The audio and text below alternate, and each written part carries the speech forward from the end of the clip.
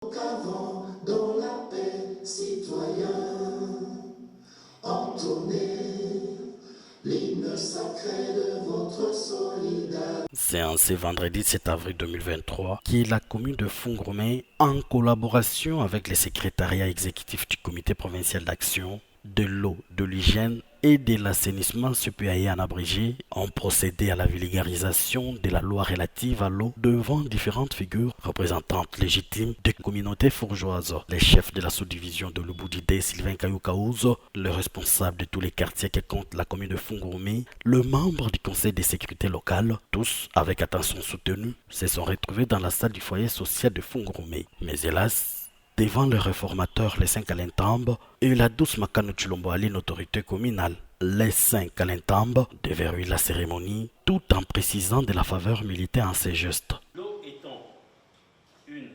ressource primordiale, elle est la source de vie dans le monde, et le nôtre en particulier. Elle est essentielle à tous les aspects de la survie des espèces et pour le bien-être humain, ainsi qu'au développement économique et à la prospérité de chaque nation. Le programme de notre président de la République et chef de l'État, son Excellence Félix-Antoine Tshisekedi Tshilombo, ici représenté au Lualaba par son Excellence Madame le gouverneur Fifi Masuka Saïli, ne saurait prendre corps sans une gestion de cette ressource primordiale qu'est l'eau. C'est ici l'occasion pour le partenaire d'inculquer le matière relative à l'eau. Peu après, le go donné par le numéro 1 des Fungurumi, Ilunga Ambroise, secrétaire exécutif du comité provincial d'action de l'eau, de l'hygiène et de l'assainissement supérieur, exploite les textes en ce sens. La loi que nous allons vous présenter tout à l'heure ne vise pas qui que ce soit. La loi, elle est là pour nous tous. La loi est là pour corriger tous ces méfaits qu'on a constatés par les passés du fait qu'on n'avait pas encore la maîtrise de cette loi. On parlait de l'historique et du processus de la rédaction de la loi. Nous allons parler des objectifs de cette loi. Nous allons brosser les quelques définitions, des mots-clés. Nous allons parler de la souveraineté et du domaine public de l'eau. Nous allons parler de la gestion des ressources en eau. Cette loi n'a pas été conçue, comme je l'ai dit dans mon introduction, pour viser une entreprise quelconque, un individu quelconque, mais c'est une loi qui va nous servir tous. C'est une loi appartenant à nous tous. C'est un bien pour nous, pour vraiment sauver l'eau, qui est une denrée rare dans beaucoup de pays d'Afrique et beaucoup de pays d'Europe ou d'Amérique. Cette loi poursuit plusieurs objectifs dont on ne va pas se mettre à lire loi par loi puisque ça se trouve déjà dans les documents qu'on a mis à votre disposition. Il y a 12 objectifs que poursuivent cette loi. Quelques mots pour éviter toute incompréhension de certains concepts sont définis aussi également dans cette loi. À chaque fois que vous vous heurtez contre un mot qui semble prêter l'ambiguïté, vous recourez dans cette définition bien ciblée qui se trouve dans les documents. Persuadé du message, glissé par Ambroise Ilunga, un débat houleux s'éclate. Bien sûr, j'ai suivi très religieusement le débat que vous avez animé tout à l'heure. C'est des questions bienvenues et pertinentes que l'assistance vous a accordées. Oui. Cependant, j'aurais aimé également qu'on s'apesantisse sur un des points que je venais de voir sur une des diapositives que vous avez balancées tout à l'heure. C'était par rapport à la pollution. Par rapport La pollution. Oui. La pollution. Oui. Ici, à Fungurumé, nous avons deux cours d'eau qui traversent la commune. Oui. Nous avons la rivière d'Ipeta, ainsi que la rivière Kenagui. Alors, il se fait que, bien sûr, cette eau que nous avons, chacun d'entre nous, qui nous est distribuée, elle est tirée de quelque part. Mais on a constaté, il y a ces rivières, elles sont absolument saturées. Et elles sont saturées de déchets. Des déchets, et elles sont polluées dans ce sens-là. Des déchets issus des ménages, des déchets domestiques, ainsi que des déchets issus des rejets qui sont faits par les exploitants miniers artisanaux. Alors ça pose un tout petit peu problème, et parce que cette eau-là est censée nous parvenir, et elle est polluée par ces personnes-là. Ces personnes-là ne sont pas étrangères, c'est nous-mêmes. Ce sont les nôtres qui polluent plutôt cette eau-là.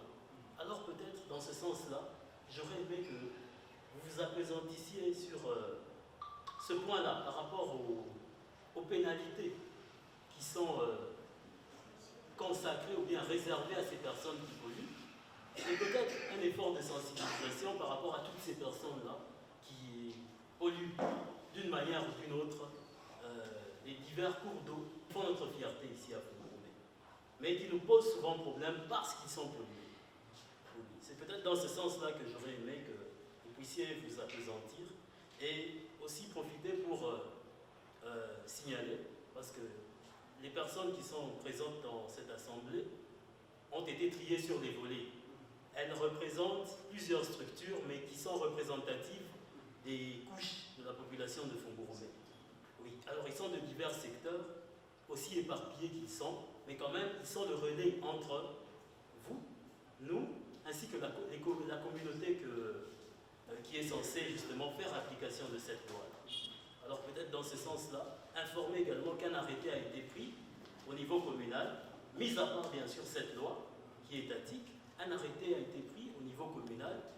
Bien sûr, ces règles-là par rapport à l'assainissement, l'insalubrité, ainsi que la pollution, justement, est condamnée. Alors, c'est peut-être dans ce sens-là que j'aurais aimé que vous apaisantissiez le débat. Une chose que j'allais demander, c'est par rapport à la qualité d'eau que nous avons. Ces derniers temps, quand j'ai débrouillé d'eau à 100 degrés, il y a de la craie, qu'on appelle le calcaire. Et l'eau qui est distribuée par les points des TFM, il y a difficulté de les mener dans certains points vu l'emplacement des maisons. De ce genre de séances, on aurait dû en avoir autant et pour plusieurs temps. La question, je voudrais savoir, vous avez dit au niveau national, local et provincial, ces entités sont appelées, selon la loi, maîtres d'ouvrage. Alors, en me liant à la question précédente, je voudrais savoir, parce que l'eau que nous avons, qui pour la Fougourmé, c'est le partenaire TFM dans ses responsabilités sociétales. Dans mon entendement, est maître d'ouvrage la personne morale qui a mis des moyens pour un projet quelconque. Mais dans ce cas, doit-on appeler TFM comme maître d'ouvrage ou l'ETT Fougourmé comme maître d'ouvrage? Je voulais intervenir par rapport après juste votre exposé sur la convention de gestion qui se trouve dans ce présent manuel. Et ma préoccupation, la préoccupation de la population, c'est de savoir comment l'eau-là doit être quand même gérée. Si la population maîtrise bien la loi, mais je pense que même au niveau des TFM, si la possibilité est là, les autorités qui sont à place, que je vais demander, supplier, s'il y a moyen d'envoyer une loi, je pense que ça va aider beaucoup de choses, bien que peut-être les TFM, peut-être on ne boirait même pas de l'eau, nous devons vraiment avec trop de reconnaissance manifester cette gratitude, bien que ça fait partie du social. Et je me rappelle qu'il y a un aspect qui a été abordé par le monsieur qui est parti. Il a fait allusion aux réparations, la maintenance et consorts. Dans ma présentation, puisqu'on est tenu des temps, je devrais exploiter dia par dia. C'est dit que l'eau n'est pas gratuite. Même ce qu'on est en train de faire, ce que le TFM est en train de faire, vous êtes en train d'exploiter, utiliser de l'eau gratuitement. L'eau n'est pas gratuite. C'est cette question qu'il a posée. J'avais perdu un peu de vue pour insister. L'eau, même si c'est dans le cadre du social, il faut vous organiser à votre niveau. Les hommes passent, les institutions restent. Et il y a des grandes entreprises qui tombent en faillite. Au cas où le TFM, dont nous parlons, qui n'est pas représenté, emballe ses biens et il part parce qu'il n'y a plus de minerais, qui c'est la quantité qui se trouve dans les sous-sols. Ou pour des raisons politiques, on dit allez, toi, tu ne fais rien. Tous ces ouvrages d'eau qu'on donne gratuitement, qui va en donner? Mais il faudra qu'on arrive à contribuer. Les liquides précieux, denrées potentielles pour tout être, exigent des perfections pour ainsi épargner son consommateur à des toxications inconnues. D'où l'action réputée chez les avérés, un esprit sain dans un corps sain ne peut trouver de la place que lorsqu'on assume la protection en traitant l'eau par des professionnels à la matière, ce que les autorités communales font déjà.